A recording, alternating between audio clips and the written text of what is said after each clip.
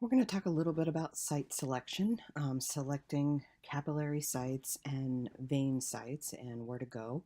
As I said before in some of the other PowerPoint presentations, a lot of this is redundant and we say it over and over again because it's so important for you to know.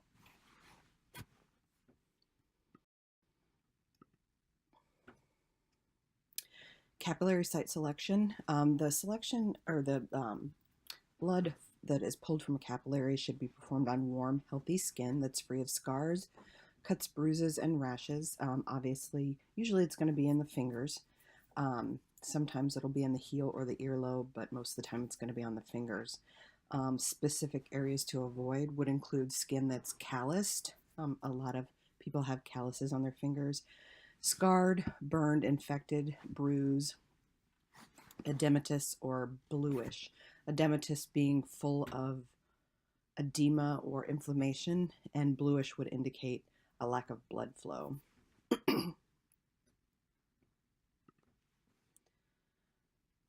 The site must be easily accessible and obviously have a good capillary flow near the skin surface because the needle that you're going to use is very small. There must be enough clearance above the underlying bone to prevent the lancet from accidentally contacting it. That's why in some other slides or presentations, you learn that 3 millimeters was as far down as you can go in the finger when you're using a lancet. If you do puncture a bone, it can lead to osteochondritis, which is a painful inflammation of the bone or cartilage, or osteomyelitis, which is a potentially serious, sometimes fatal bone infection.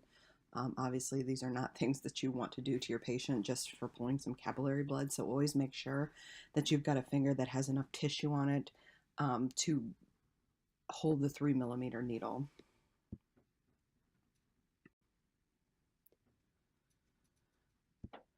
The best site for a venipuncture in the upper extremities is going to be the antecubital fossa. We've talked about this in other slides or presentations. The vein should be large enough so to receive the shaft of the needle, and that it should be visible or palpable after tourniquet placement. So you're either going to have to be able to see it or feel it, one of the two, before you try to put the shaft of the needle in it, because you don't want to go blindly and have to do it more than once.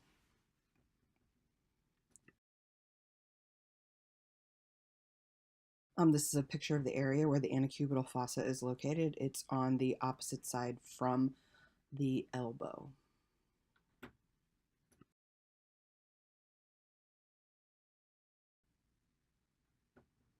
And I'm sure you've seen this picture before, probably in at least 5 other slideshow presentations. These are the veins of the antecubital fossa, the cephalic, the basilic, and the median veins are in this area. Those are the veins you're going to be pulling blood draws from.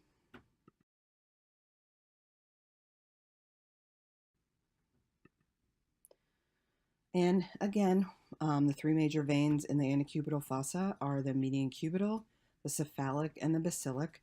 The median being the first vein of choice because it's large and rarely moves during needle insertion. The cephalic, which is more difficult vein to locate, it is the only vein that can be palpated in an obese patient. So in a patient that is overweight significantly, this is the vein you're going to want to try to feel for. And the basilic vein, which is located near the brachial vein, is the least firmly anchored and may be punctured if the needle is inserted too deep. So you always want to make sure to go more of a shallow puncture when you're taking blood from the basilic vein. You also want to make sure it's anchored well. You can use other sites: wrist, hand, leg, foot, things like that. Wrists and hands are the most normal alternate sites.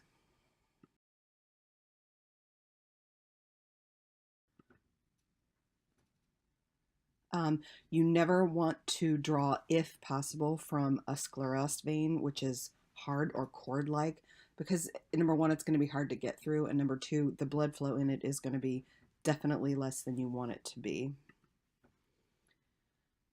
You want to avoid what they call tortuous veins, which are veins that are winding or crooked, because your needle is obviously not crooked and you're not going to be able to insert the needle well into the vein. And you want to avoid drawing blood from an arm with an IV in it with fluids running. If you absolutely positively have to do it, um, draw blood from a site lower than the IV, never above, because you don't want fluids from the IV in the specimen that you're drawing. Because um, if you do any of these things, they can produce inaccurate test results, and then you'll have to do it over again.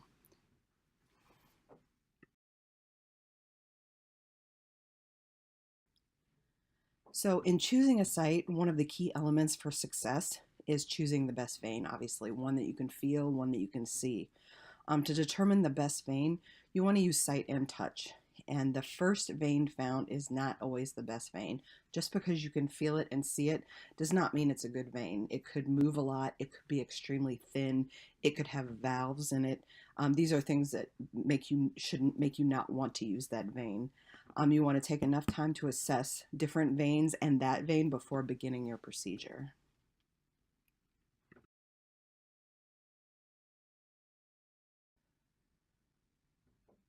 And obviously, choosing an appropriate site for the blood draw is crucial for the success. The location, size, and feel of the vein are important in selecting which vein to use. The widest, deepest part of the vein is usually the easiest to draw from, and but you don't want to draw at a point where two veins join. There's always a valve there, and if you get your needle up against the valve, you will not get any blood at all.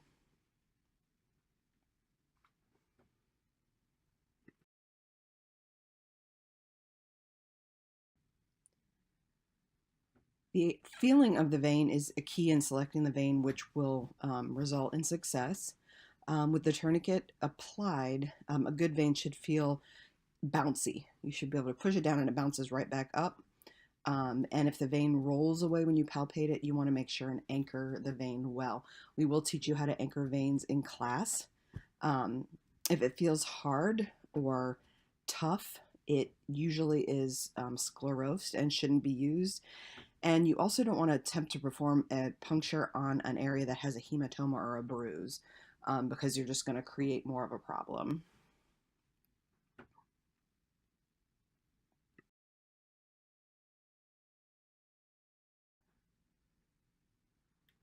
The most unsuitable veins for venipuncture are sclerosed veins, as we've said. They're hard or cord-like and can be, which can be caused by disease, chemotherapy, inflammation, or scar tissue from being repeatedly poked. You don't want to use thrombotic veins, veins that house a clot. You don't want clots to dislodge.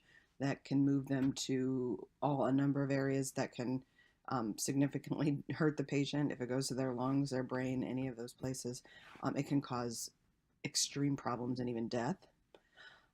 Tortuous veins are winding or crooked veins. These are susceptible to infection, and blood flow is impaired because they are winding and crooked. So the specimen can produce erroneous test results. It's also very hard to draw blood from these veins. So this is the end of this PowerPoint presentation. If you have any questions, please send us an email or let us know. And again, you will be taking a quiz on this, so good luck.